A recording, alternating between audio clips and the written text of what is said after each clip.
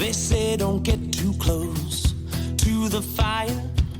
I might get burned a little, but I don't mind. I need your love. Baby, I need you. You've got those rosy lips. I mean, I've been jamming to Old Country Still Rocks. Oh, good, man. Thank you. Yeah. Me and my buddy built a fire the other night up here. I live in the mountains, and I said, hey, Wade Hayes has a new album out. and so we listened to Old Country Still Rocks, and man, well, I hope you like some of it at least. Oh, it was awesome. You kidding? Well, I mean, the production, everything is just so solid. You know? Thank you. Yeah, man. Make? Well, tell me about it. What put you back in the studio? Well, this was I'm all the time still writing songs, and this was a song I heard somebody say this a year or two ago. Old Country Still Rocks, and I thought, man, that is a freaking song title if I've ever heard one. So yeah, I wrote the song, and I thought, well, what am I going to do with this? I've got about enough songs written to do another album of originals, but I thought, I've always wanted to do a covers album as well. Yeah. Well, I thought this might be a pretty good way to get into that, and just do this one original tune on the record and do the rest covers. So that's how it came about. Oh man, and the covers, the ones you picked are my favorite is Slow Hand. That's my favorite one on the record. I think that one and Milk Cow Blues are my two favorites. Yeah, well, I forgot about the song Milk Cow Blues until I saw it on the record.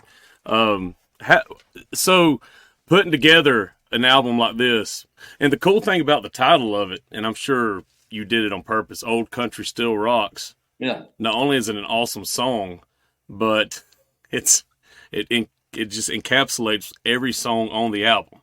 Man, it's funny. The last couple of years, everybody from my era, the 90s, has really just gotten super popular and super busy again. Yeah. And thank goodness, it's been really an awesome time the last couple of years, and it's not slowing down. This year's busy too, and thank God for that. Yeah. But, there's a lot of young folks that grew up listening to my stuff, riding around with their old man in the pickup truck, and it's nostalgic for them. And I'm tickled to death about it. It's sometimes a hard pill to swallow that I'm not a kid anymore, but I love it, and I love it that young folks are kind of nostalgic about that stuff, and it's a lot of fun. Do you see? Because I know, like, Old Enough to Know Better is still on rotation on mini radio. Folks still play that all over the country, and I'm so thankful for it. Yeah. Yeah. Do you at the shows? Do you see? Another generation that comes that you're like, I know you weren't born when I had this song out. I love it, and to see folks singing it and they recognize the song, and it really means a lot to me, and I appreciate it. That song was just such. That's when my life really, really changed. That song changed everything, and changed it very quickly too. Yeah. It's how long were you in Nashville at the time? Oh yeah, I had been there. I moved there at the tail end of 92 or 93, somewhere around there. Oh, okay. And, right. Got a job playing lead guitar for Johnny Lee. Oh yeah. Quickly. Okay. And I got a job building houses too. That's what I grew up doing. My dad was a contractor, so that's what I grew up doing. So I was doing both things, and that's kind of where Old Enough to Know Better came from. It's a true story, but I hadn't been in Nashville very long, and I got that job with Johnny, and people in the record industry started coming out to hear me play, and it just happened so quickly, and it was just what a blessing it was. Yeah, I guess for those watching the show, this show, you are you're a lead guitar player like no other, right? I mean, I know you don't want to brag on yourself, but that's a passion of yours, isn't it? Well, that's what I came to Nashville to do. I wasn't supposed to be the guy in the center of the stage. I still don't feel like that was my true calling, but it just worked out that way. Yeah. And, I came to town to play guitar for somebody. I wanted to be somebody's right-hand man, like Don Rich was to Buck Owens or something like that. That's what I had in mind. And I wanted to kind of write songs and learn how to write songs. And we just ended up writing Old Enough to Know Better and I'm Still Dancing With You really, really quickly. And as soon as I got my writing deal, which I was only in town a few months when that happened. That's and wild. We got a record deal right after that. So it just happened really fast, too fast, really. Yeah. I mean, that's very fast for I was a kid. I was way too young for that to be happening. Where'd you grow up at? I grew up in Oklahoma. Okay. Did your parents get you into lessons early, or how'd that even come about? Man, I honestly, I taught myself how to play. My dad was in a band, and I grew up, just in awe of those guys, watching him. Okay. And so eventually, I picked up the guitar, and I got okay at it, and I started playing guitar for him, and that's kind of where my comfort zone. That's my comfort zone. That's the first thing I did. What was he playing? What was his style of music? Country? He was into that's where, honestly, you'd mentioned Slow Hand. Yeah. The Conway tune. Yeah. That era of country, he and I were playing honky tonks, and I started playing honky tonks full time when I was 14 years old. And so that I played that song Slow Hand a million times with him. So that's why that song had to be on the record. And so that's why. Anyway, I get sidetracked. You'll have to. No, I love it. Keep going. In. So it's fun. No, Forgive me if I get sidetracked. No, I get sidetracked too. I probably interrupted you a while ago. I love hearing the like. I had Terry McBride on the show a couple weeks ago, and he was playing. I know, man. He was playing the honky tonks with his dad before he was out of high school. Oh yeah, and so those stories just intrigue me, man. Yeah, Terry's one funny dude. He's a good friend of mine. Is he? Oh my God. Oh, I love him, man. Oh, he is one of the funniest, most fun to be around people I've ever met in my life. And I had him on, man, and for an hour he just sat and we laughed, we talked. He told stories, and he's funny. And man, he's got a million stories too. Oh, that's cool that y'all are buddies, because I am a 90s nerd, man, and I tell everybody that. That's when I grew up, and that's what got me into this crazy stuff, and I absolutely loved 90s country, and 90s music. I will tell you, I'd love to hear you say that, because 90s music, it was like the perfect storm. Oh man, of songwriters and musicians. The new style of musician. Yeah. You have Lonnie Wilson, Brent Mason, Glenn Worf. Those guys were the mainstays on records. Yep. And they changed the way country sounded, and it was huge. All the Brooks and Dunn records that, just that sound. All of my records those guys were on. Michael Rhodes is another one that was a big. John Jarvis. Those guys were, they changed the face of country music, and it was an explosion. The way it sounded, man, and it was amazing. And that is my favorite era. It just sounds so good. Yeah, so many great singers came about then. Golly. Like Diffie Chestnut, Vince Gill, Ronnie Dunn, huge artists. They got big in the 90s, and it was a big deal. Oh man, proud to be a part of it. It was like that across the board in the 90s. You have 90s rock, you're not 90s pop, 90s country. Yep, I agree completely. I mean, it's huge. They're still touring. Like not only are 90s artists country, it's on. I mean, it is a resurgence. It's huge. Oh, it is. But I see a lot of these '90s pop stars that are doing pop reunion tours, and they're selling out. So hey man, I ran into. Do you remember a group called Better Than Ezra? yes, oh Yeah, I definitely. liked those guys a lot, and I ran into Kevin a year or two ago on an airplane, and I was talking to him about when this kind of resurgence started, Mm-hmm. and he said, "Man, we're busy as hell too." It's just everybody from that era got really really busy. So It's crazy. yeah, It's crazy. I love to hear it. That's great music. I had another one of your buddies. I just thought of this last week. I had another one of your buddies on the show, Brian White. Hey, yeah, Brian is a friend of mine and has become a dear friend over the last few years. Actually, this weekend, Brian is being inducted into the Oklahoma Music Hall of Fame. Yep. And he called and asked me to be his inductee. So well, he did. I didn't know that. Yeah, that's awesome. Yeah, or I got inducted a couple of years ago. Okay. And he called up when he heard that he was being inducted. He called and asked me to do his induction. So I said, of course I will. Yeah, be glad. Man. Well, I'm heading to Oklahoma this weekend to do that. What is it? What is that like? The Hall of Fame for Oklahoma. What did that mean to you? I mean, it's pretty special. It really is, and just to be recognized. I honestly, I did not feel worthy of that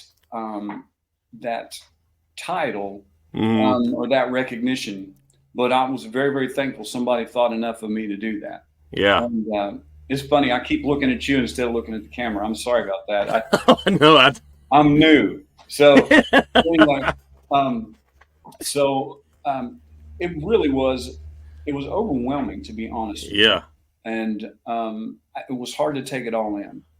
And it was a sincere pleasure. And I'm actually looking forward to Brian's induction more because I want to hang out and visit with people and have fun.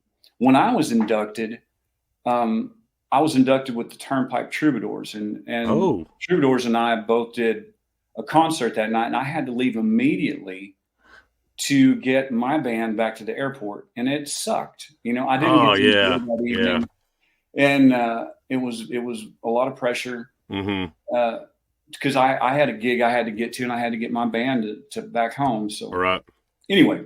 So I'm kind of looking forward to this to maybe take it easy and relive my evening and celebrate Brian's evening too. So. Oh, that's cool. Yeah. Oklahoma, because in Texas, I know there's Texas, they're proud of their red dirt country. Oh yeah. So does Oklahoma have a special niche like that, or because it crosses over into Texas some, don't it? Yeah. I mean, red dirt music is that's Oklahoma stuff. That's what I thought. That's what I thought. It's the same deal. It's that whole area, and red dirt is kind of that's what Oklahoma is known for. Okay, that's what I was thinking. Yeah, because It's funny. I grew up in a little bitty town called Bethel Acres, which is next door to a town called Pink, and this is how red the dirt is in Oklahoma. So this little town of Pink was named Pink because, back then everybody had well water. We all lived out in the country. Yeah. And you go to washing your whites and they'd come out pink. So is that a true story? Yes, it's a true story. So that's how red the dirt is in Oklahoma. So that's where that whole red dirt thing came from. Oh, I didn't know that. Yeah. Okay, that's cool because I know a lot of the Texas musicians and they cross, they travel, they tour those. Oh yeah. That area, so it's that whole area down there. Yeah, that's awesome. I honestly, the past few years, I've just gotten into a lot of that. What is it red dirt country? Is that what kind of? Yeah. And some of the artists, of course, some of them I know. Like Terry's on a couple of the charts, or on one of the charts right now. Yeah, I didn't know that. Yeah, and he's getting inducted in a couple of weeks, or is it? This last weekend of February, I think, the Texas Songwriters Hall of Fame. Oh, that's awesome. Ronnie is inducting him. Oh, good deal. Yeah. That's awesome. Everybody says Ronnie's from Oklahoma, but he's actually from Texas as well. Oh, okay. Okay. Yeah. So growing up in that area, I grew up on Wellwater too. But growing up in that area, I guess, do you still have family there and friends? Or yes, I do. Both of my sisters and my mother are still there. I lost my dad in 2020. Okay. And, but the rest of my family is still there, and I still have some great friends there. And cool. I love to go back when I can.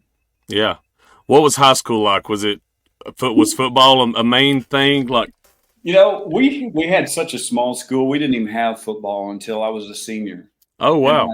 Yeah, we had baseball and and basketball, and we had just gotten track in, and then football. We finally got football when I was a senior. Yeah. Okay. I didn't get to enjoy any of that, but I was I was not gifted athletically. So, I had to find something else. Well, I'm a taller dude, but I really was clumsy and I sucked at sports. So I'd show up sometimes, and most of the time I wouldn't. So, well, throughout high school, you were playing in the clubs, every weekend. I was 2 to 4 nights a week, every weekend. Did your buddies think that was a cool thing, or did you ever miss out on hanging out on the weekends? I did. I missed out on a lot of stuff, but I'll tell you what, you can be critical of a kid being in a honky tonk, but I will tell you this: my dad knew where I was every weekend. Amen. And I stayed out of trouble, and I was always working, and as long as I kept my grades up, he'd let me stay out late and picking in them honky tonks, and I did, and stayed out of trouble and made good grades, and it actually worked out pretty good. So heck yeah. I've gotten to make a living playing guitar and writing songs, and I'm very thankful for that. What were they like when you wanted to make the move at first to Nashville? They were very supportive. Yeah. I knew that I had been in college 4 years and paying for it myself. Okay. And with, scholarships, loans, whatever I could get a hold of, and, whatever, selling my blood, whatever, it sucked back then. And I was over it. I'd been in 4 years and I knew it was not for me. So you went to college for 4 years. Okay. Oh yeah. And finally, I was really, really struggling. And that's a very difficult age for young men. Mm-hmm. 18, 19, 20 is tough. You're trying to find your way. I know it is for all kids, but it's especially tough on young men. We're supposed to know what we're doing, and most of us don't at that age. And I knew I was tired of the struggle in college and just didn't feel like I was getting anywhere. I was working all the time and going to school all the time. And I remember watching the CMA Awards. I think it was 1992. Good year. Yeah, and Ricky Skaggs was on there, and this is the moment that changed my life, and this is a true story. Heck yeah. Ricky Skaggs, for some reason, whatever reason, I was really, really struggling at this time and wondering what to do and looking for an answer and praying for an answer. Mm-hmm. And Ricky Skaggs just, for whatever reason, says all you artists out there, or young artists, musicians are struggling out there, you need to stick with it because that's what you're called to do. He said those words, and I knew he was talking to me. Wow. And I started making moves. It hit me, literally, it changed my life. It gave me direction. I started making plans immediately to get to Nashville. And wow. I knew that I could sleep in my truck if I had to. I didn't have a wife. I didn't have children. I didn't have anything. And so I went for it. And thank God I did. Yeah. It didn't take long. I was very, very fortunate. That blows my mind. 3 months. It's crazy. Then you get your publishing deal. That just don't happen. We wrote 2 #1 songs. Immediately. Yeah. Crazy. I don't know what was going on. Was I'm Still Dancing on the first record? Yeah. Yeah. What's we had 5 singles off that first record. Yeah. That's what I know. Man, I'll tell you, when I say I'm a nerd of 90s, I know stuff. I know the weirdest stuff. I appreciate that. Now, one of my favorite Wade Hayes songs is What I Meant to Say. Oh, yeah. Do you still play that live? Yes, that was one of our most requested songs still. Oh, okay. And I'll tell you, at the time, I thought I was much too manly of a man to be singing a sensitive song such as that. But they really had to talk me into cutting that song. Are you serious? Yeah. Don Cook wrote that song with another friend of mine, Jim McBride, and Sam Hogan, I believe, was on that one too. But But I didn't want to record that song at that time because I just thought it was a little too poppy for my taste at the time. And I was really into Waylon and Merle and Bo Cephas and just the harder stuff is what I was into. Yeah. And we ended up recording it, and just, again, thank God that I did, because I love that song now. And it was a big hit for us. It's funny when you said like back then in 96 or 95, how you said it, you felt like it was a little too poppy, but looking back 30 years ago, it's like classic country. Absolutely. That's mainstream country for that time. No doubt, man. We ended up recording a really country version of it. And, I didn't know that. Yeah. It was that song, the original. I mean, when it was first written, it was a lighter treatment even than what we did to it. So, we really, like I said, the band involved with that. Lonnie Wilson, Michael Rhodes, Brent Mason, Bruce Boughton. So Brent Mason was involved in your career. Yeah. Oh, okay. Yeah, I've made a career out of trying to play like Brent Mason. And Man, I've never ever gotten even a tenth of what that guy can. Don't sell yourself short. No, man.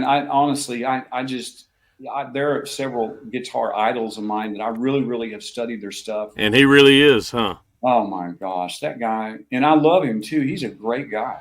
Brent Mason is a great guy. Yeah. Fantastic. He's always been very patient and helpful. He's respected. He plays on all my stuff now. And, did he play on this last record? Yeah. That's sweet. He's playing all the records. Oh, nice. Brent Mason and me. So. Shoot, yeah, man. That's good. That's cool. Yeah. See, I love stuff like that. I like giving Brent his shout out because sometimes they are unsung heroes. Yeah, they're fantastic. And Lonnie Wilson, another one that played on my first record, played on this record. And I'm not as familiar with Lonnie. You said Lonnie Wilson? Yes, he's played on a ton. Oh, okay. All of the Brooks and Dunn records. Yeah. That's him playing. Most of the people in the 90s that were huge, that's Lonnie playing drums on them. And Lonnie's written a bunch of tunes well for other artists. He was heavily involved with Joe Diffie. And he and Joe were big buddies. Mm-hmm. And they wrote a lot of Joe's stuff together. That's awesome. This will prove my 90s nerdum. Ronnie Dunn produced an album on you, didn't he? He sure did. With Terry McBride. With Terry. Yeah. Oh, yeah. The Tore Up From the Floor Up? No. Was that same album? No, it was, I want to say Highways and Heartaches. Something. I think that was the name of it. But Ronnie Dunn and Terry McBride produced that together. Nah, I did. You should have said that a while ago when I was bragging on Terry. Oh, shoot. Yeah, he's there. Okay, Highways and Heartaches. Yep. Okay. That's how far we go back, and Terry. Oh, that's cool, man. Really, really good friends, because Ronnie, I didn't know it at the time, but I was touring with Brooks and Dunn a lot back then. Yeah. And Ronnie really is the one who introduced me to Terry. And Terry and I ended up getting really tight. Yeah. After that, so we still hang out with him, and we've got a show coming up together in Minnesota here in a couple months. Oh, that'll be fun. Yeah. Is it him or McBride and the Ride? McBride and the Ride. Oh, heck yeah. Yeah, it'll be a great night. Yeah, man. I had my McBride and the Ride Hurry Sundown tape when I used to ride my lawnmower around 9 or 10 years old in the country. I'd ride that lawnmower, put my McBride and the Ride on. Oh, hey, I still, Terry does solo projects still. Oh, yeah. For a few years, and they're great. He's singing better than ever. He sounds incredible. I've listened. Yeah, but you are too, man. I've let's see, was it earlier this week? I was listening to something you did acoustically on Facebook. Oh, yeah, that's just, I've been trying to think of interesting things, because I've run out of, I stay in trouble constantly with my social media people and my manager because I don't post enough. Yeah. I just don't see myself that way as, like, who gives a crap what I'm doing in the day? they want me showing when I'm going out messing with the cows or whatever, that's so I do. And I live on a little farm here in Tennessee. And so I try to think of interesting things to do to even, it just seems so narcissistic to me. It does. I know. But they are like, you got to post more. You got to post more. So that was just my attempt to post more.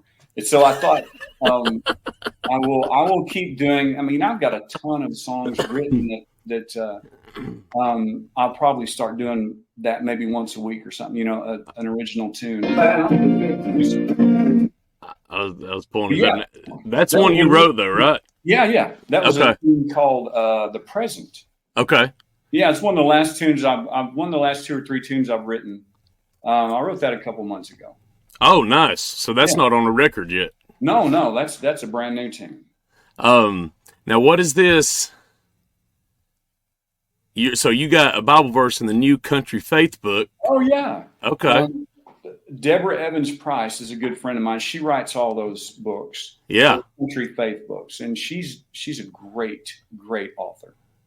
And she did that and asked me to be a part of it. That's awesome. I guess the Romans 8:28 was my choice for that book. Oh yeah.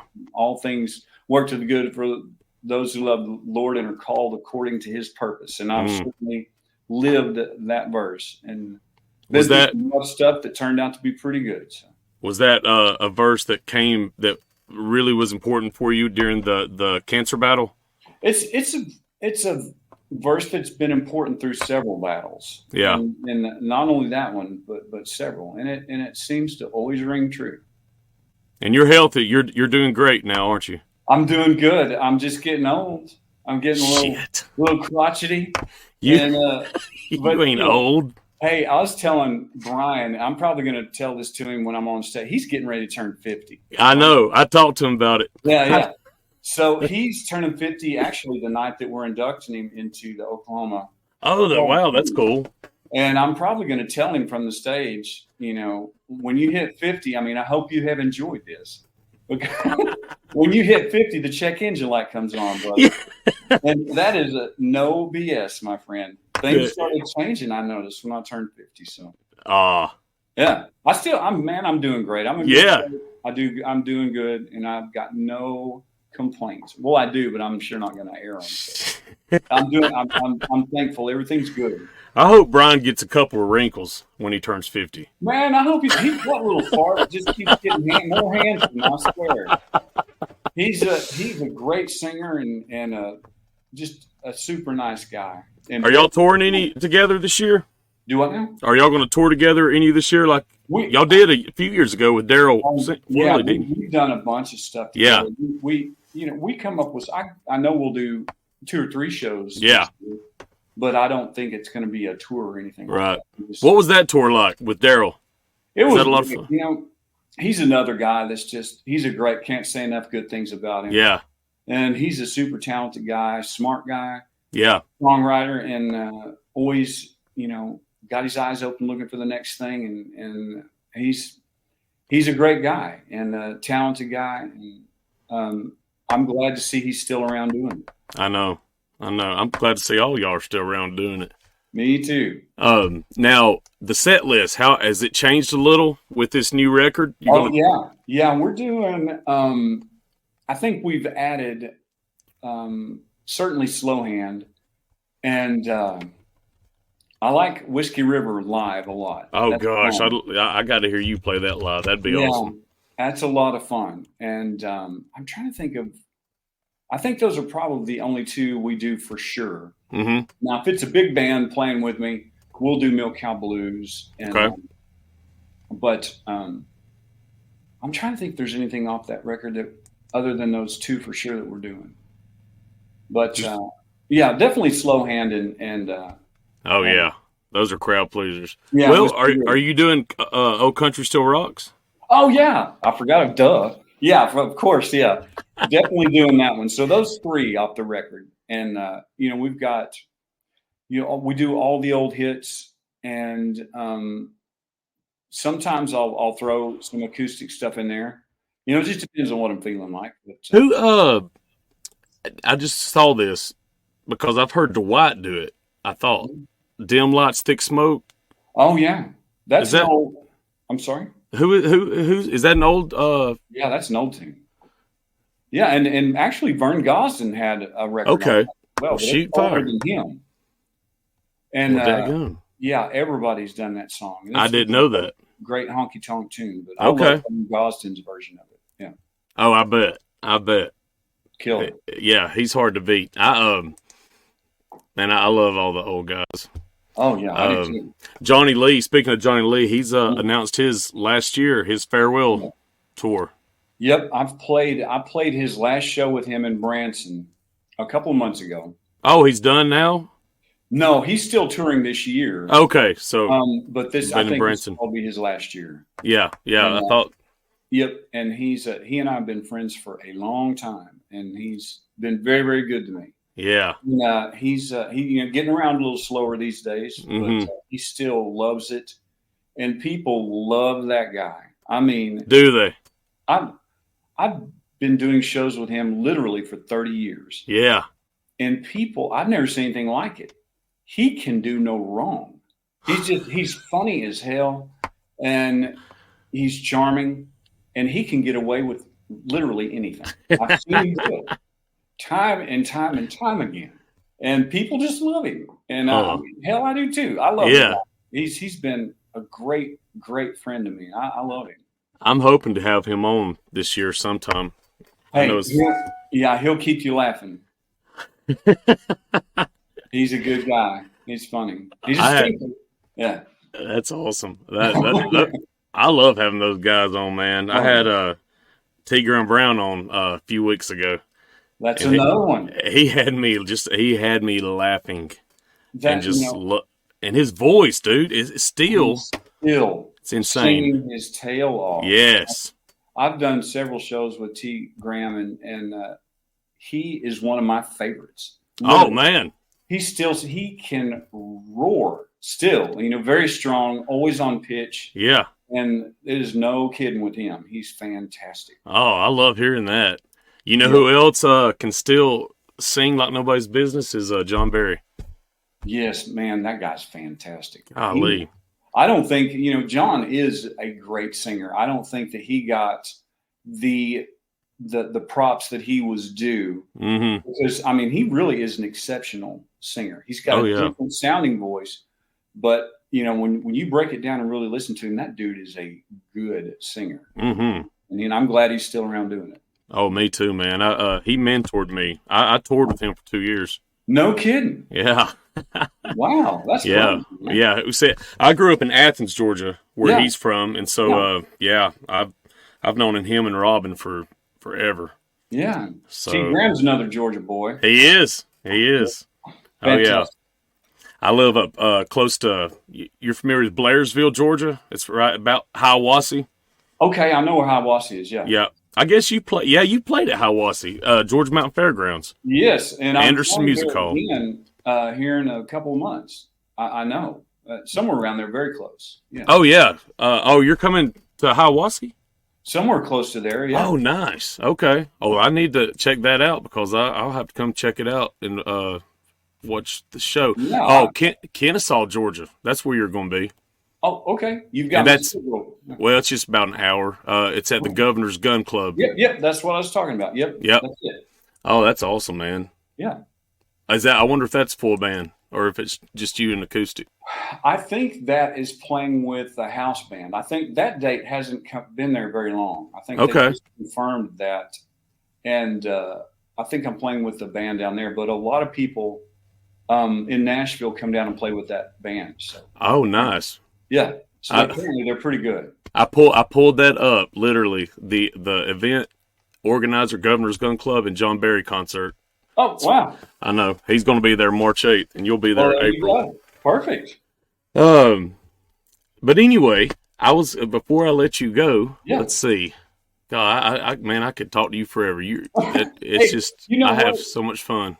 I really sincerely appreciate your love. I can tell you sincerely care about music and that specifically that era of music. Thanks, man. Yeah, I appreciate that. I really do. I'm going to use that quote. Good. Okay. Billy Dean said the exact same thing. He goes, he told me I was doing my calling. He goes, Brit, you're doing your calling. That's another. I did a tour with Billy Dean and Shenandoah last year. Oh, I knew that. Yeah, 90 minutes in 90s country. Yep, that's it. And yeah, it was a fun show. I bet every night. And Billy Dean and I've done a bunch of stuff. I love that guy. He's man. Shit. He played Only the Wind. He goes, you want me to play a song for you? And I was like, yeah. So he did. He got his acoustic out and played Only the Wind. Just him and his guitar. Yeah, he's a good player, man. He's a good he's a good player. That sucker can play fiddle too.